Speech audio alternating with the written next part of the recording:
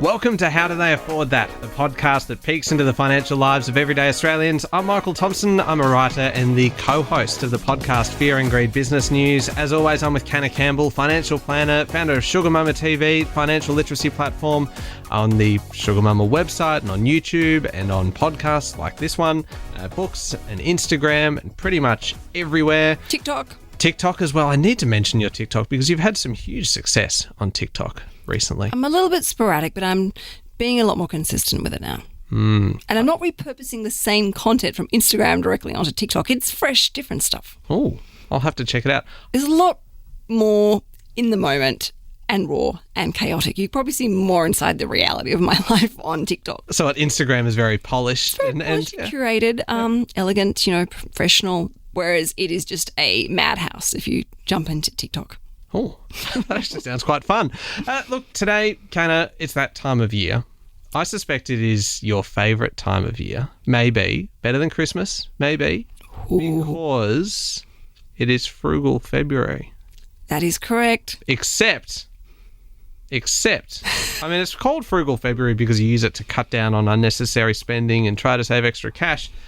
This year, it's getting a bit of a rebrand, isn't it? And we'll come to that in a second.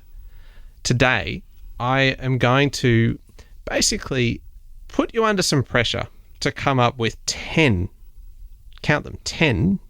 different ideas for us to save money throughout Frugal February. Or, as it is now known, Fruitful, in brackets, Frugal February. Hang on.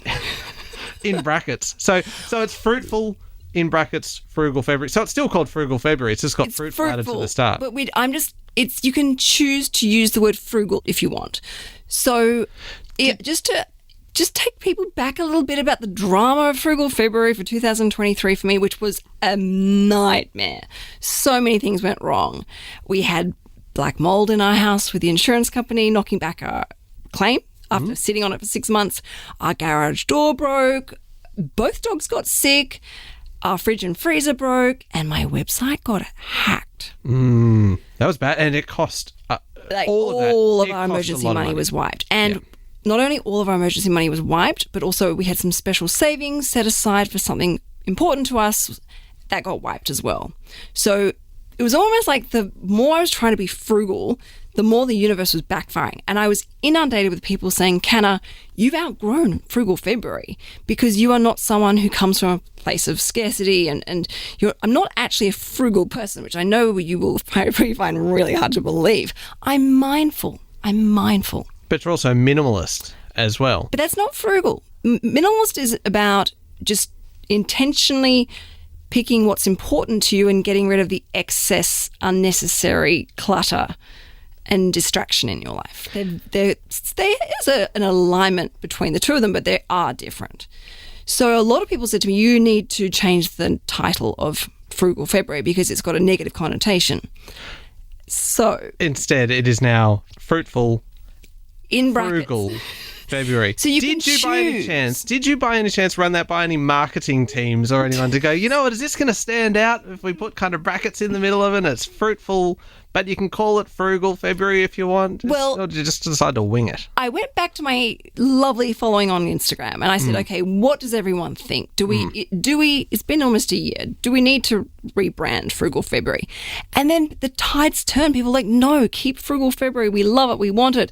So I felt a little bit torn. So for me, it's Fruitful February. Well, for me, for you, it can be Fruitful Frugal February. Can I just stay with Frugal February? You can. This is an open place where everyone is welcome.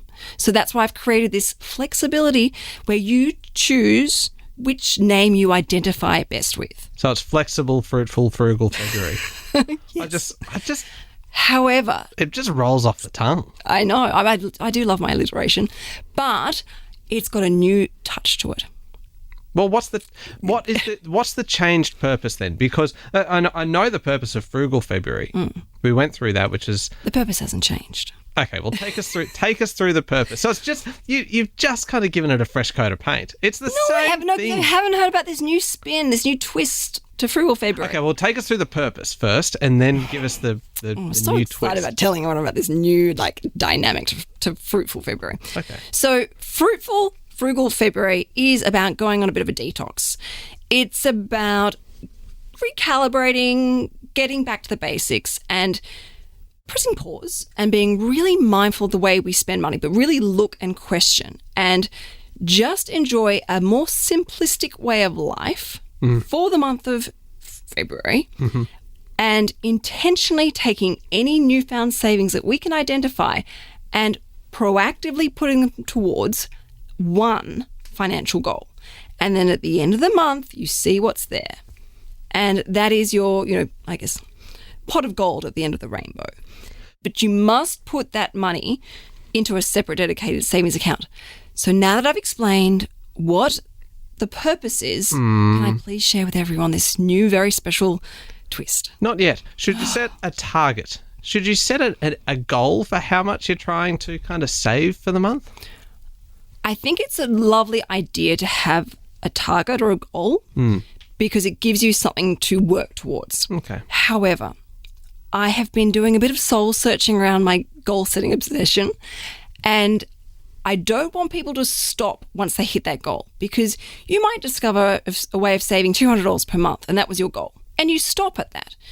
Whereas if you open yourself up to maybe going a bit further and seeing what's behind that, you may actually in fact save $270 per month.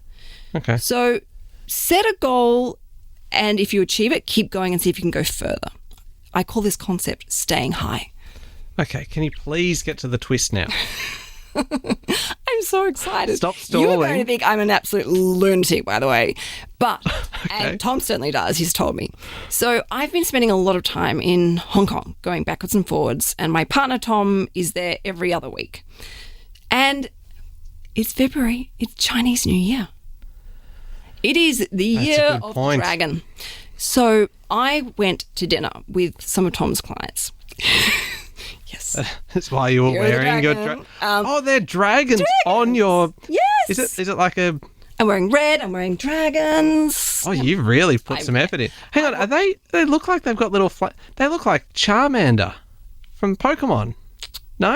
Yeah. They do. They've got little flame tails. I'll have to ask my 10-year-old. It feels like it could be a knockoff kind of Pokemon cardigan. Well, he approved it without pointing that out, so he's obsessed. Cause I would approve it if I was kind of a kid as well. I'm like, yeah, Pokemon.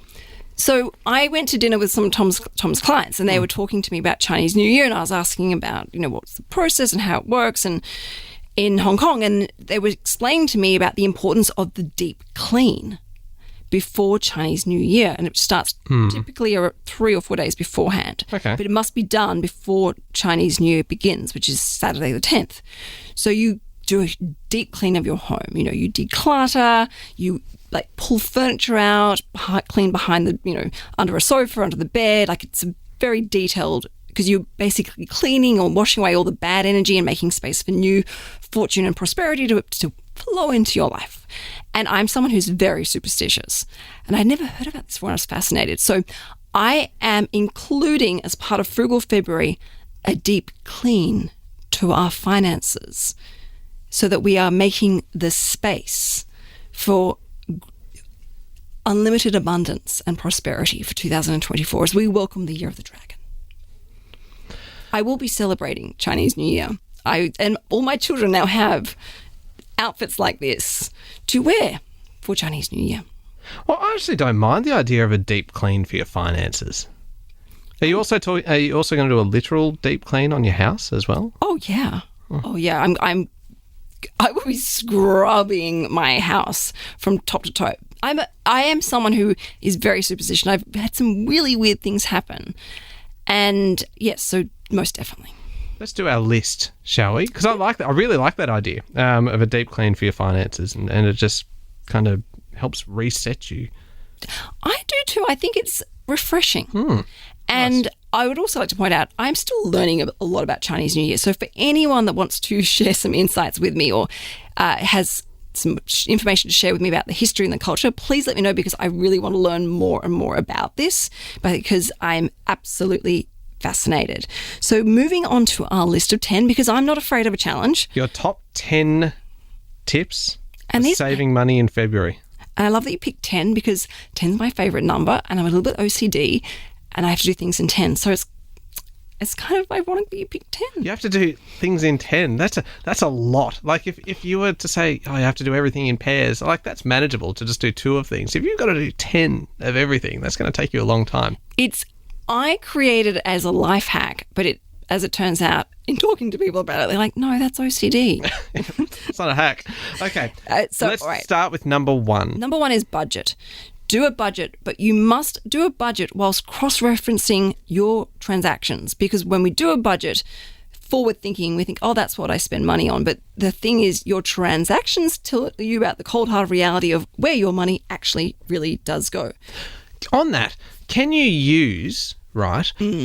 Say with your bank, whether you're, and a lot of the major banks do this, particularly through their apps and things where they actually group your spending into different kind of categories where it might be kind of food or like essential expenses like your bills and things, and it will actually group it into different things. Would that be helpful for Most this definitely. kind of cross-referencing? Absolutely, because it gives you one central place to then see, okay, all right, there is actually a portion of my pie that was a little bit bigger than I expected. I will focus on attacking that one first or doing my deep clean there first. Usually it's a bit of a shock, isn't it? When suddenly it does it for you and adds it all up and says you spent X amount this month on kind of food. And you're like, how is that possible? I budgeted for like 20% less than that and we still blew it. It's quite sobering looking at that, yeah. Okay, so that's number 1, budget. And make sure you're cross-referencing transactions. Very Number important. 2 is looking around for a better deal. Ooh. So if you remember from Frugal February last year, I saved $45 per month by calling up my energy provider for both my gas and my electricity and saying to them, I'm thinking of going somewhere else. Can you give me a better plan? And within 10 minutes, they changed my plan and put me on something that would combine savings was $45 per month. Guess what? What? Guess what I have tomorrow? I have a call with a mortgage broker. No. Not just any mortgage broker. Adam, your mortgage broker. Adam McCabe.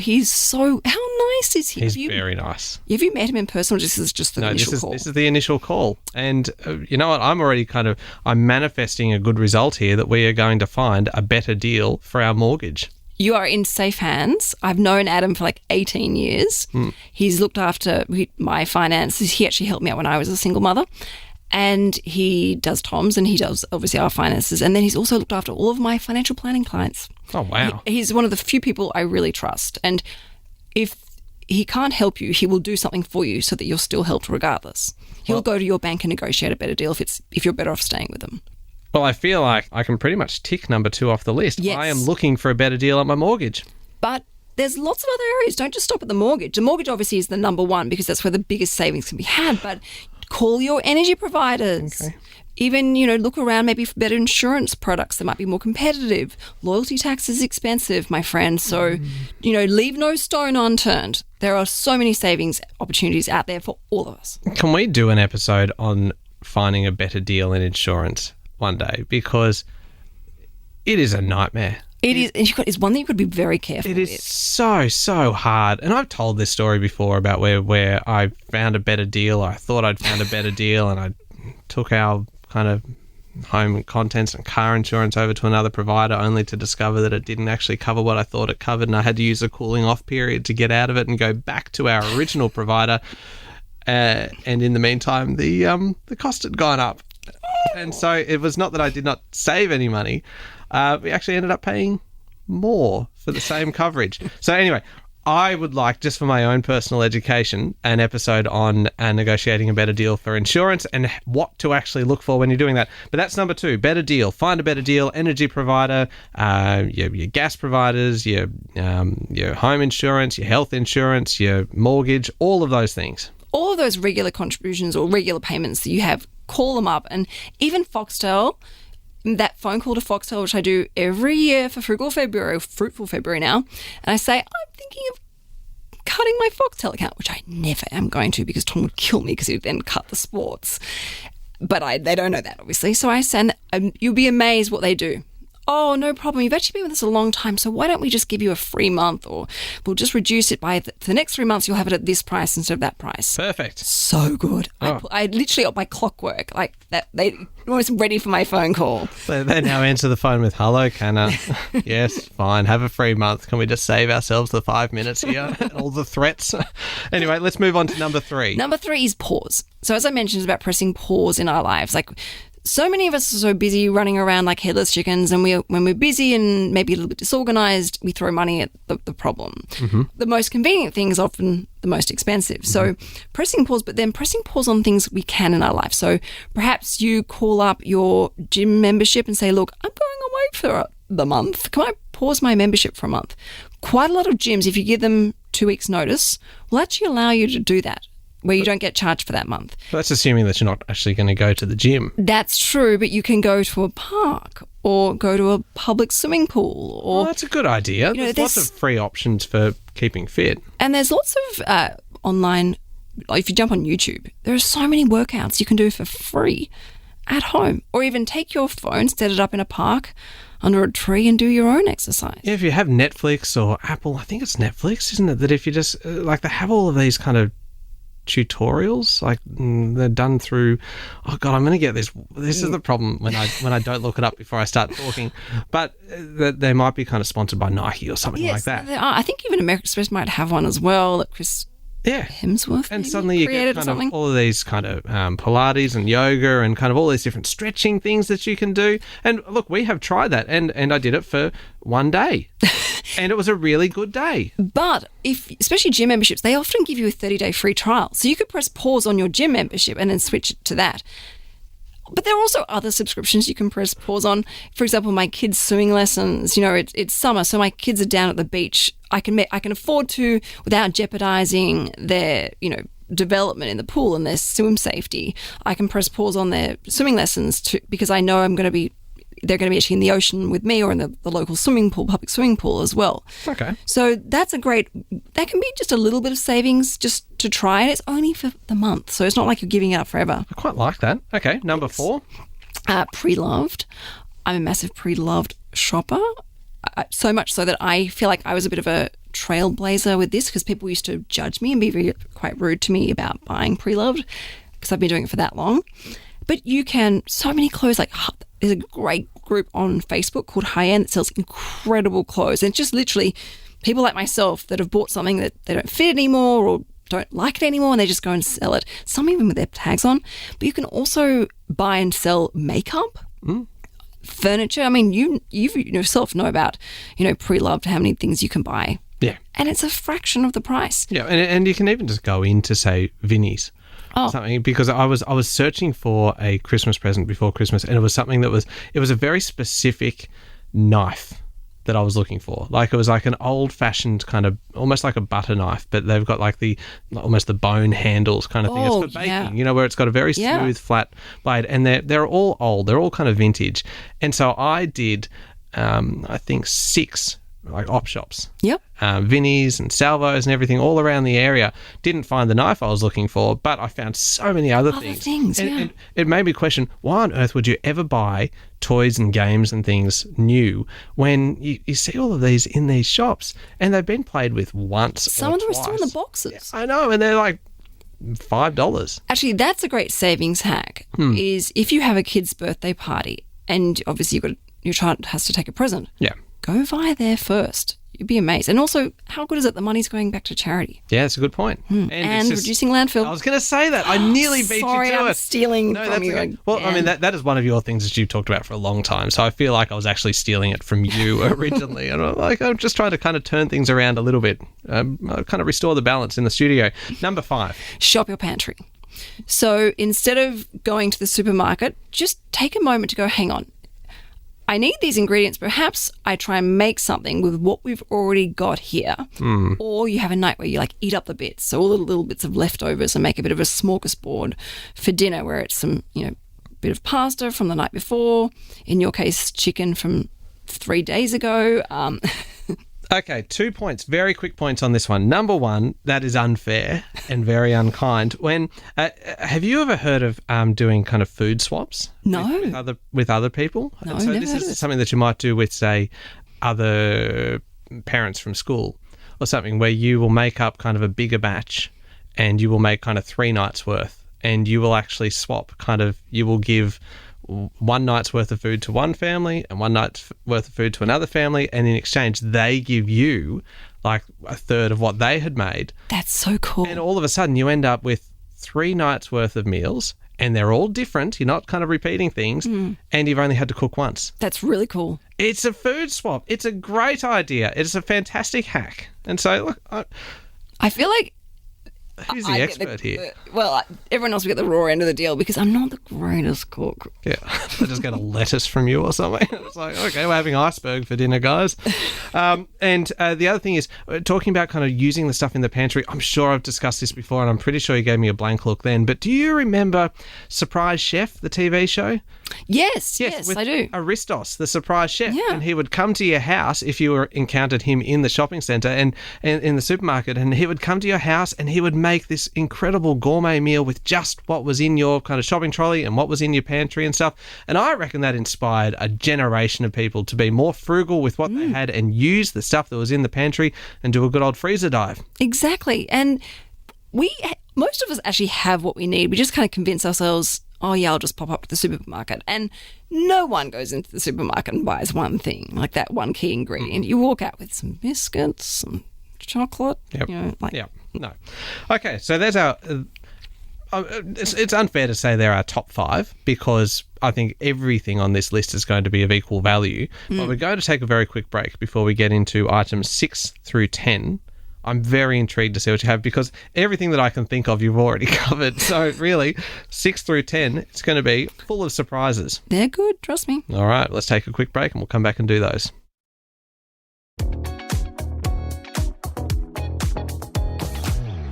Canna, we are talking all about Frugal February, or as you have now rebranded it, Fruitful, then in brackets, Frugal February.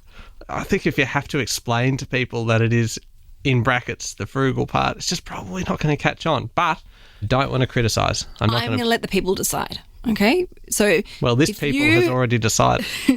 You need to let me know if you are team Fruitful Frugal February or Fruitful February or just Frugal February.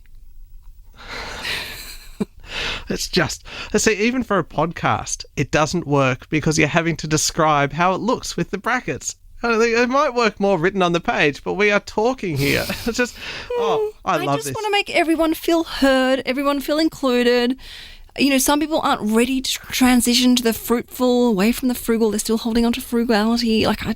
So I am a safe space for everyone. We are putting together our top 10 tips for saving money in February, and I feel like I've contributed a few so far to the first 5. We are up now to number 6. What is your 6th tip? Take your lunch to work or take your snacks out of the house. That's common sense. It's common sense. That's good. But getting lunch these days is very expensive. Yeah. Even getting a coffee is expensive. So for this month only, try and take your lunch, ideally, obviously, every day if you can. But even if you just do it 1 or 2 days a week, it's healthier. Okay. You draining less money out of your bank account. But also, it's, I don't know about you, but if I go and get, say, a takeaway salad, I get, a juice as well, or I might get a muffin. You'll get a cupcake. Honestly, okay, you would be snacks getting are my love. For me, I actually do. Tom and I are very good with taking our lunches, but I'm bad with snacks because snacks are my love language. And so I, make a whole pile of chocolate chip banana bread, which is very frugal, freeze it and do them into little mini portions so that they're good to go, and also make takeaway little granola snacks and things like that because I can then eat them on the go. I also have a stash of nuts now in my car, but it's stopping me from, breaking that $20 note and buying, because I've got 3 kids, I can't just buy one, I've got to buy all of them. And then I don't want Tom to feel left out. And then, of course, greedy little piggy me wants one as well. So there you go. You can very easily spend a lot of money just snacking. Can I ask you a question? And maybe this could actually be a tip as well in here, one of our top 10. But when you mentioned carrying a $20 note and breaking the 20, do you find that it would be easier to resist the urge to spend money if you didn't have cash? Or is it the other way around? And if you actually have to physically hand over cash, is that going to be more kind of a psychological barrier to spending? It's been scientifically proven. It actually physically hurts to pay for something in cash. That's why people get into credit card debt, is it doesn't feel like a real transaction in the moment. So if you were to go to, say, Harvey Norman, let's say, and you had to buy what they call an air fryer, but you went to your ATM and got out $300 cash or how much the air fryer of your choice is. Yeah. It actually, you're a lot more present in the moment, taking that money out of your bank account, seeing your new reduced bank balance, going into the shop and physically handing that money over. There are thousands of studies that prove you will spend a lot less money when you use cash and not a credit card, or even pretty much the same impact as a debit card because it's the same sort of thing. But obviously you're a lot more aware that the cash comes out of your account. So it's kind of a hybrid between the two. A debit card, that is. That's a great little impromptu tip there from this guy. Sorry, I'm just hijacking your list here to add my own little contributions. Well, there you go. That is like only spend cash. Yeah. That wasn't on your list, was it? It wasn't. No, but I think we just made it 11. Yeah. Or 10, because we need to keep it with 10 because you'll throw my... Oh, no, how about this? At the end of every episode, we do a savings hack. Why don't we make the cash one be our savings hack? That way it doesn't count in your 10 and you can still sleep easy at night. Okay, thank you. There you go. So very considerate. All right, number 7. Okay, product swapping. Okay. Now, you got me onto the Coles laundry powder, and I have to say, I get so many messages, even today, asking me which Coles powder this is, because there are about 5 or 6 different Coles laundry powders. Yeah, just from memory, it's the Coles Concentrate laundry powder. Yeah. Is that the blue and white packaging? Might be. I think so. Because initially I was buying the frangipani one. So no, wrong. Oh, it's very nice, the frangipani. Oh, is it? But it's I was there buying Omomatic, which is very good for sensitive skin, thinking I had sensitive skin, which I don't, and nor do my children. And it is a fraction of the price. So I've been doing this for quite some time. And I've also been really appreciating the Woolworths home brands. Like a loaf of bread with the main brand, $4.50. Woolworths bread, $2.70. Like the savings by these home brands is fantastic and the quality is outstanding. It is the Coles Ultra Concentrate Laundry Powder. What colour is the packaging is the big one that we need to know, because there's a lot there. Well, can I show it to you? I'm not very good with colour. Can I just show it to you and you describe it? Oh, you're colourblind. Okay, so everyone, if you're wondering which Coles laundry powder Michael's mother-in-law recommends, it's got a green label at the top, and it says Coles Ultra Concentrate, and then down the bottom is navy blue with a kind of light blue-white swirl in the centre. I will screenshot that and I will put that on my Instagram account so everyone can make sure they're buying the right one. However, I do recommend the frangipani one. It's quite nice too. Well, I mean, and the best part of it is it's a concentrate, so it doesn't need as much. Yes. So you're not using as many kind of chemicals and things, and it does such a good job. But we did talk about the fact that we are overwashing our clothes. We use more. We only need a teaspoon of powder really these days. Number 8. Sorry, I'm not meaning to rush you, but I'm also wary of the time. And okay. So, number 8. All right. Look at some lifestyle adjustments. So maybe you do go vegetarian for the month. Maybe you don't have any alcohol for the month. Maybe you go meat-free for the month or fish-free for the month. Because those, alcohol is expensive. And so is meat and fish as well. So perhaps make a few lifestyle changes for the month and appreciate those savings. Well, and it also not just money savings, but I mean, if you cut out alcohol for a month, you'll probably feel a wee bit better too. Yeah, a bit fresher. Number 9, staying at home. So this is one of the things. I like this one. Yeah. So this is one I think the Sugar Mama community really love. It's about like that kind of soul-filling time where you embrace your home and making the most of all the things within your home. And so I'll do like movie nights with the kids or have play dates over, or we'll have friends come over instead of us going out to, a cafe, or, meeting my girlfriends, in a restaurant. I'll have them come over, or we'll go for a walk instead, or do something local. It's about, not running out to spend lots of money, but utilising what you've got within yourself, and also having some maybe more time for solitude, because we've had Christmas, which has been hectic. We've had New Year's, lots of catching up with friends, lots of celebrations. This is a time just to, as I said, press pause and have some time for you. And that might be, having a hot bath, maybe going to bed early and reading a good book, getting into a new series, but filling your cup again. I like that one. I mean, I am also a hermit, so of course I'm going to love a tip that's based on staying at home. Number 10, the last one. Get on the phone. Okay. So, as I said, call up all your providers and hustle hard for a better deal. So, for example, I mentioned Foxtel. Calling up your home and contents insurance provider and ask them, what can I do to bring my premiums down? Is there some adjustments I can make? Is there a better product out there? Let them know that you're thinking of leaving and seeing what they can negotiate for you. Getting on the phone is so incredibly powerful, because it is expensive for companies to lose existing customers. So you'd be surprised as to what they can magically create and find for you when you're on the phone threatening to go.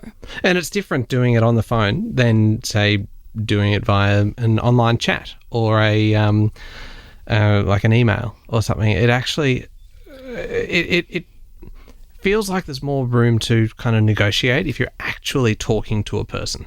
Well, you've got a human. Yep. And if you explain your situation in a kind, polite, respectful way, that person listening to you might be able to pull a few strings for you. Yep. And this is my classic example with Foxtel.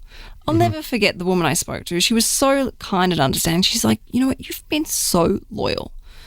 And she said, look, I'm going to put you on hold for a second, and came back.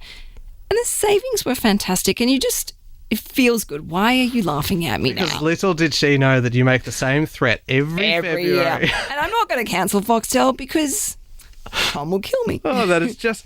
Okay, look, I think we've put together a really good list here. And it is, of course, Frugal February, Fruitful February. Fruitful February. Fruitful... It's a soft launch. Yeah. Very soft launch, hopefully. Good list. Number 1, budget. And cross-reference that against your transactions. Number 2, find a better deal. Your energy provider, your bank, anywhere where you're paying money, ask them if you can pay a bit less, and threaten to leave. Call up Foxtel and just threaten again and again and again to leave. Number 3, pause our lives. Pause your subscriptions, whether it's the gym or a streaming subscription or something like that. Pause, cancel, save a bit of money for the month of February. Number 4, pre-loved shopping. Make the most of buying things online. Head to Vinnie, see what you can find. You can find some fantastic things. Number 5, shop your pantry. I really like that. Just kind of get in and use the stuff you've already got rather than just going and buying new, because you said it right. You will not go into the shop and just buy the one thing that you intended to buy. You will buy half a dozen other things, and there you go. You've just spent $60. You could even shop your wardrobe. People who love buying new clothes all the time, don't do it. Shop your wardrobe. Oh, you've just given an extra tip, which now means that it's 11. And a list of 11. It's going to be, it's just one for good luck. Okay, we already have our good luck. All about luck. See, it's all about Chinese New Year. Luck, fortune, prosperity. Number 6, take your lunch to work. Take your snacks as well. Number 7, product swapping. So look at the home brand versions. Look at what the alternatives are. Look at the Coles Ultra Concentrate washing powder and give it a go, because it is cheaper than some of the brand names. Number 8, lifestyle adjustments. Maybe look at reducing the amount of meat that you're eating for the month, or cutting out alcohol for the month. Number 9, my favourite, staying at home. Just sounds like fun. Number 10, get on the phone. Actually pick up the phone and hustle for a better deal. And our savings hack for the week, which feels like we've already just done so many savings hacks that this is just kind of almost excessive. But it is the one that we came up midway through, which is use cash. Use cash because it's harder to hand it over, and you will naturally start to look for opportunities to reduce the amount of cash that you're spending, because it just hurts that little bit more to hand it over physically than to tap your card. And I hate breaking notes. I'd rather not buy something and just hold on to the note and keep my wallet feeling nice, which is actually part of my deep clean process of this challenge. Feels like we started with that a long, long time ago. The deep clean is huge, guys. Even if you don't want to do Frugal February with me, just do the deep clean with me. And if people want to see how you're going with the deep clean and with Frugal February and want to kind of voice their displeasure about the name change, how do they find you? Instagram. That's where I'll be sharing my deep clean process, which will be focused purely around finances, and which is starting today. And of course, on TikTok, where I'll also be sharing my deep clean financial process. Wonderful. And you can hear me every day with Sean Aylmer on Fear and Greed, Australia's best business podcast. Thank you very much for listening to How Do They Afford That? Remember to hit follow on the podcast. Please leave us a review as well. Next week, we are responding to a query from a listener all about the best apps and platforms for investing. It is a really interesting topic because there are so many options out there, and it's one of those things that kind of stops you from getting started, not knowing which one to go with. That is a question we will answer next week. Don't miss it.